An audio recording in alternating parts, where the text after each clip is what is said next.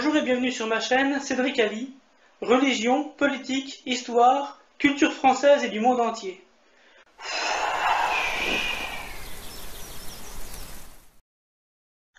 Vous pouvez vous abonner, mettre des commentaires, mettre des pouces bleus et n'oubliez pas de mettre la cloche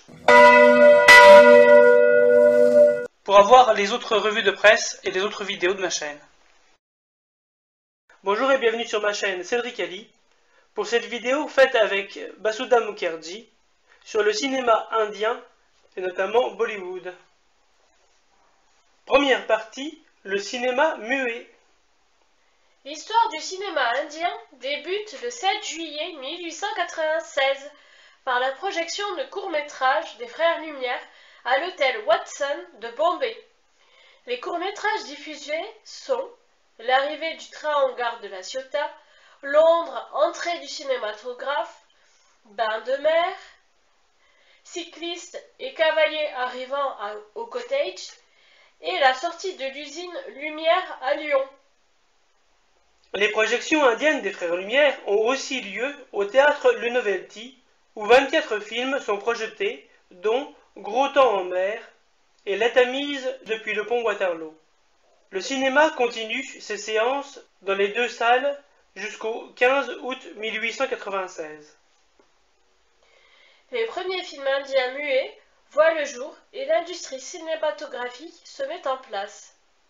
Ainsi, le photographe Irala Sen filme quelques scènes du spectacle The Flower of Persia du professeur Stevenson au théâtre Le Star de Calcutta, sous le titre A Dancing Scene, une scène de danse, en 1898. L'année suivante, il fonde avec son frère la Royal Bioscope Company, qui produira Ali Baba et les 40 voleurs en 1903, Démonstration anti-partition et le mouvement Swadeshi en 1905, et Avec notre roi et reine à travers l'Inde en 1912. L'entreprise ferme en 1913. Le premier film et documentaire tourné par un Indien est The Wrestlers, les lutteurs, de Harishchandra Sakaram Bhattav Kedar, surnommé plus simplement Save Dada. En 1910, Dada Saheb, ce qui signifie grand maître en hindi, mais dont le vrai nom est Dhundiraj Govind Phalke, est frappé un jour par le film La vie du Christ, projeté par Pathé à Bombay. Phalke est un partisan du courant nationaliste et prône la prise en main de l'économie du pays par les Indiens. Il voit dans le cinéma une parfaite technologie pour les éduquer. En 1912, il tourne son premier film de fiction, Raja Harishchandra, un épisode du Mahabharata où les rôles féminins sont joués par des hommes. Comme au début du théâtre, sous Shakespeare d'ailleurs également. Le film Raja Harishchandra raconte l'histoire du roi Harishchandra qui apprend à son fils Rohit Ashva à tirer à l'arc en présence de la reine Taramati. Ses sujets viennent lui demander de partir en expédition de chasse. Pendant la chasse, le roi entend des cris de femmes. Il se précipite et ce faisant, il interrompt le sacrifice fait par le sage Vishvamitra. Pour apaiser la colère du sage, le roi lui offre son royaume, qui part en exil. Le fils du roi meurt en exil.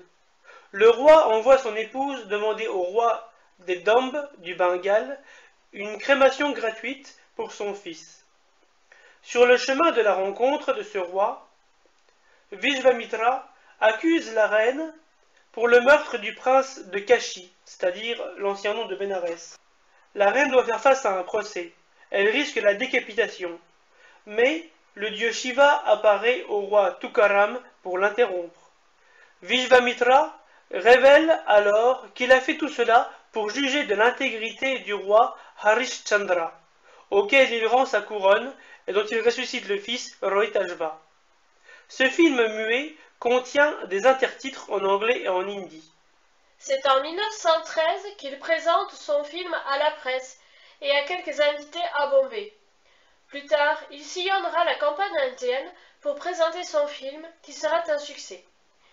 C'est aussi en 1913 que Phalke fixe les bases du cinéma national. Il privilégie les éléments fondamentaux du théâtre classique et populaire. Depuis cette année-là, Palke a produit plus de 100 films et il disait d'ailleurs faire des films indiens pour le public indien. De 1920 à 1930, la plupart des studios de cinéma indiens sont à Bombay. Par la suite, d'autres États ont suivi le mouvement. Les années 1930 est la période des films sociaux qui viennent se rajouter au genre historique et mythologique. Deuxième partie, l'âge d'or du cinéma parlant noir et blanc. Le 14 mars 1931 sort le premier film parlant, Alam Ara, Les Lumières du Monde. Ce film réalisé par Ardeshir Irani est basé sur un scénario de Joseph David et des dialogues de Munshi Zahir. Les dialogues sont en ourdou et il y a déjà 7 chansons dans ce film. Et les acteurs principaux chantent eux-mêmes. Ce film deviendra le modèle de la majeure partie de la production indienne. Premier film sonore indien, toutes les scènes furent tournées de nuit pour profiter du calme nocturne et pour que les prises ne soient pas gâchées par les bruits de la ville. Le film, qui est malheureusement perdu jusqu'à aujourd'hui, raconte l'histoire du roi imaginaire Salim Khan, sultan de Kumarpur, et de la lutte entre ses deux épouses, Bil Bahar Begum et Naou Bahar Begum. Leur rivalité s'aggrave lorsqu'un fakir, joué par Wazir Mohammed Khan, qui chante la première chanson du film et donc la première chanson de tout le cinéma Bollywood, prédit que Nav Bahar portera l'héritier du trône. Dil Bahar a une aventure avec le général Adil Khan, joué par Prithviraj Kapoor. Mais quand l'affaire tourne au vinaigre, elle se venge en emprisonnant le général et en exilant sa fille Alam Ara, jouée par Zubeida. Celle-ci est élevée par des gitans. Adulte, Alamra retourne au palais de Kumar Kapoor, où elle rencontre le prince Jahangir Khan, joué par Master Vital. Le prince et la gitane tombent amoureux l'un de l'autre. Les amoureux se marient et le général Adil est libéré. Les comédies musicales apparaissent à la même époque, en même temps que le playback, qui révolutionne le cinéma commercial. En 1935, le film Devdas, réalisé par Pramatesh Chandra Barua, sera l'un des grands succès des années 30. Ce film, adapté du livre du même nom, écrit par Sarat Chandra Chatterjee en 1917, sera accusé de pervertir la jeunesse car son héros, joué par Kundan Lal Saigal, nostalgique et alcoolique, fréquente la prostituée Chandramukhi, joué par Raju Mari. Le film Devdas de 1935 suit de près le livre, notamment ses dialogues, mais s'en écarte sur certains points.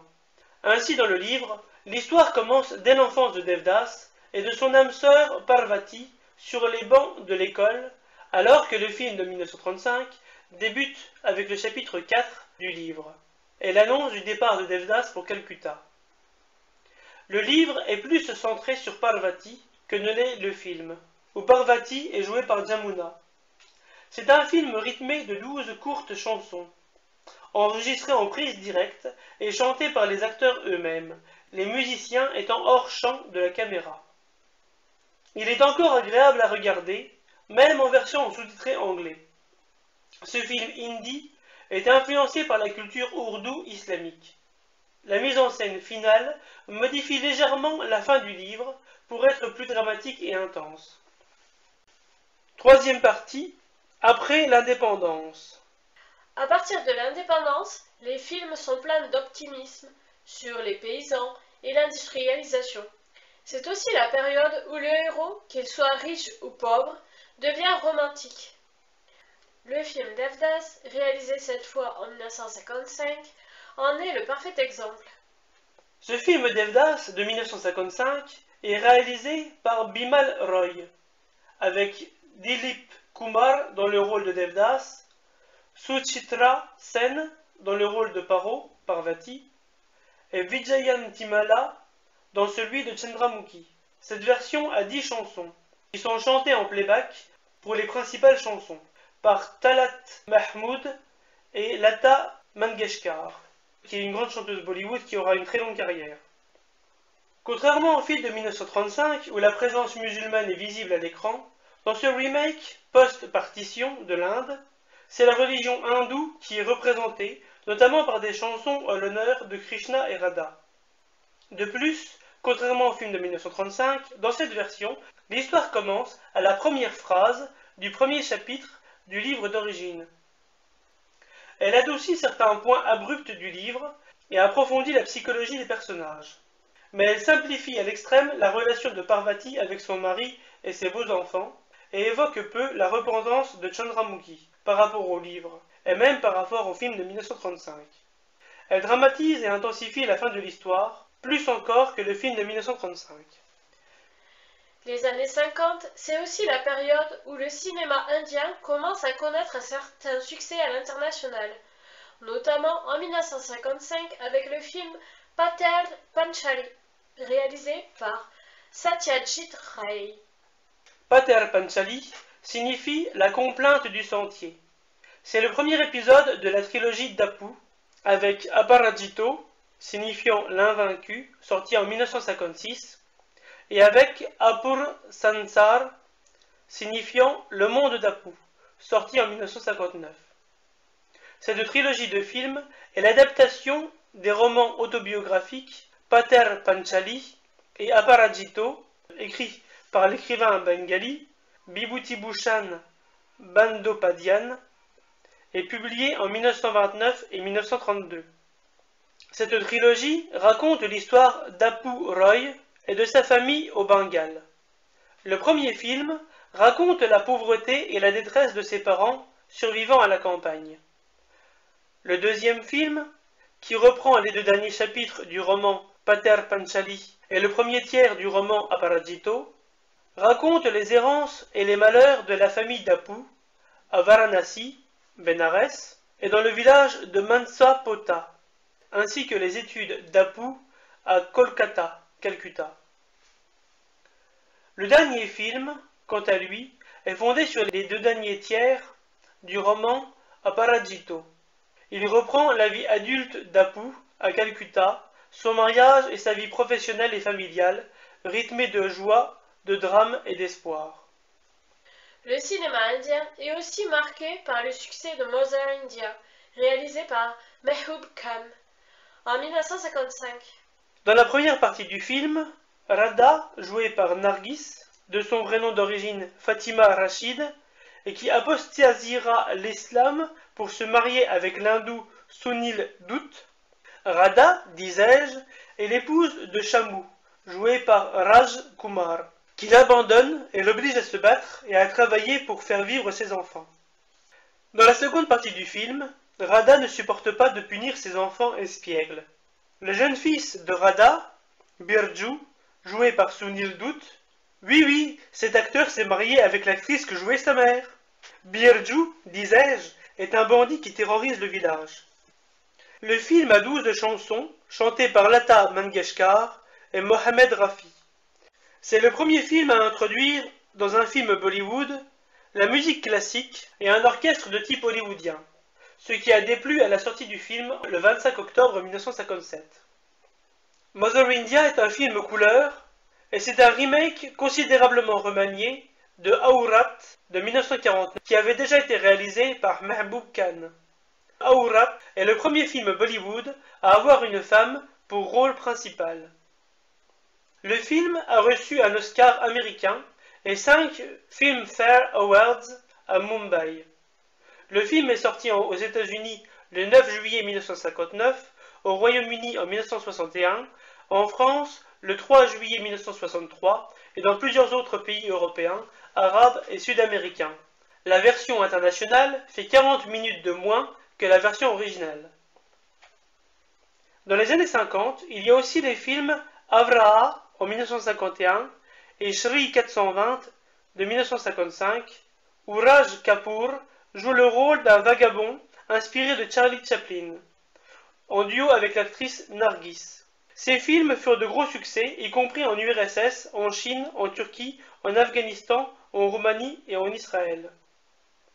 Malgré ces succès, les portes des marchés internationaux ne s'ouvriront au cinéma indien que bien plus tard. Les années 60. Les années 60 se caractérisent par des films romantiques et des films d'action. Le film Moghal-e-Azam, qui en ourdou signifie Le Grand Moghol, de 1960, raconte les amours du prince Salim Jahangir, joué par Dilip Kumar, fils de l'empereur moghol Akbar, joué par Prithviraj Kapoor, et de l'impératrice Jodha, jouée par Durga Kotte, avec la danseuse légendaire Anarkali, jouée par Madhubala.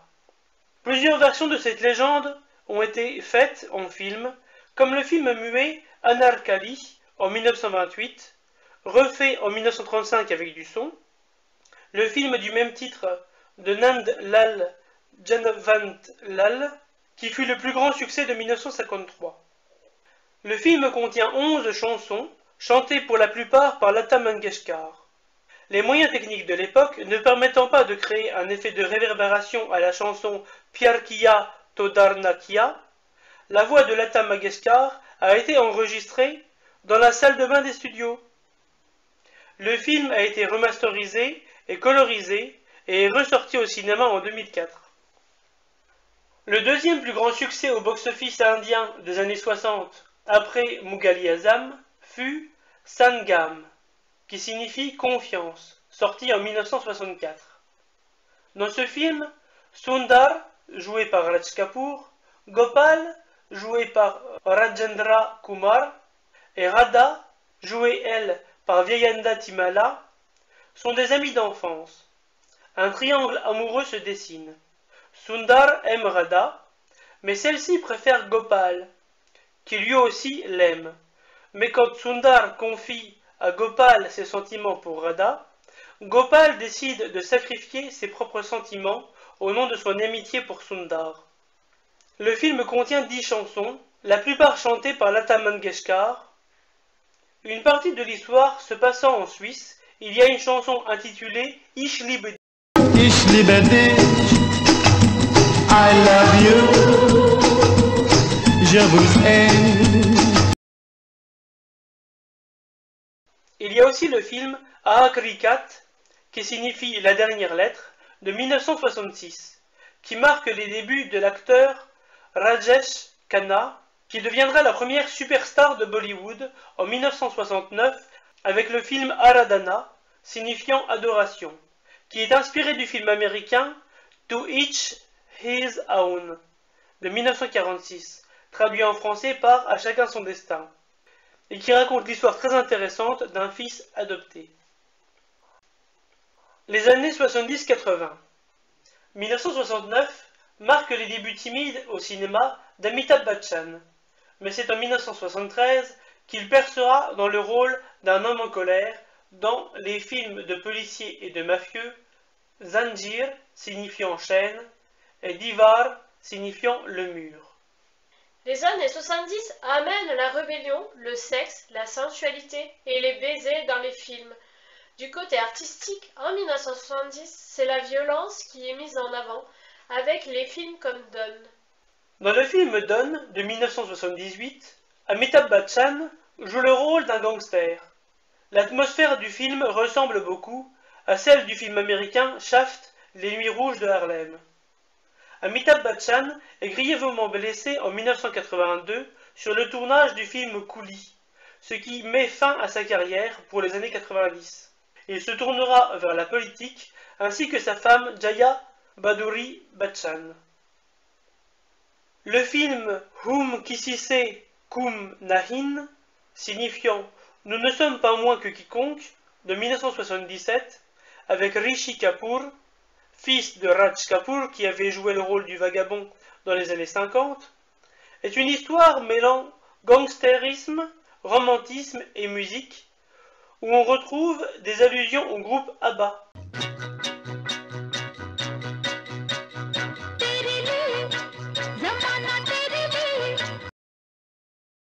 Même les films les plus romantiques et les plus traditionnels, comme Satyam Shivam Sundaram, signifiant la vérité, le bien et la beauté, de 1978, ont des scènes sensuelles et de baisers. Les années 80 sont marquées par une période de stagnation, due à l'arrivée de la télévision, du magnétoscope et des vidéos pirates. Dans les années 80, les chansons et les films sont de mauvaise qualité. Ainsi, le film Zaman Ko Dikana Hai de 1977, avec Rishi Kapoor, a connu un échec, bien que ses musiques eurent un succès. C'est sans doute parce que l'histoire est insipide et que les scènes, dans un excès d'écologie, LOL, ont été recyclées par le réalisateur Nasir Hussain d'autres de ses films précédents. Le film Ye Vada Raha, signifiant C'est une promesse, de 1982, avec Rishi Kapoor, est basé sur le film américain The Promise, lui-même l'adaptation du roman du même titre de Daniel Steele. Le film a 6 chansons de Asha Mangeshkar Bhosle, la petite sœur de Lata Mangeshkar, et de Kishore Kumar. Il y a aussi le film Raak, qui signifie cendre, qui est sorti le 21 avril 1989. L'histoire se passe dans quelques années d'aujourd'hui, une grande ville en Inde, comme le dit l'introduction du film. C'est le deuxième film avec Amir Khan, le premier étant le succès romantique Kayamat Se Kayamat Tak. Ce film par contre est sombre, sans aucune chanson, et se passant dans le contexte d'émeutes et de répression policière. Rishi Kapoor joue aussi dans le film romantique Chandni, signifiant pleine lune, où son personnage, Rohit, affronte un certain Lalit, joué par Vinod Khanna, pour conquérir la main de Chandni, joué par Sri Devi. Sorti en salle le 14 septembre 1989, le film comporte 11 chansons de bonne qualité, chantées entre autres par Lata Mangeshkar, sa sœur Asha Mangeshkar Bhosle et Vinod Rathod. Malgré ces deux périodes en demi-teinte, il y a une chose commune aux années 70 et 80. C'est que le cinéma d'art et d'essai commence à se faire connaître du grand public, avec Calcutta 71, qui date de 1972, de Mrinal Sen, et qui est le deuxième film d'une trilogie bengali sur Calcutta, avec Interview et Padatik. Ce film comporte 4 histoires et une scène finale, dont le but est de montrer la réalité de l'Inde. Et le film Salam Bombay, qui date de 1987, de Mira Nair. Le film est indo-brito-français, et il représente la réalité de la drogue et de la prostitution parmi les enfants des rues de Bombay, Mumbai. Et qui a reçu la Caméra d'Or au Festival de Cannes en 1988. Et donc c'est la fin de la première partie sur le cinéma indien et le cinéma de Bollywood, et une deuxième partie sur les années 90, 2000 et 2010 va bientôt sortir. Je n'habite pas sous un tipi, mais vous pouvez mettre un pouce bleu ou vous abonner. Salut!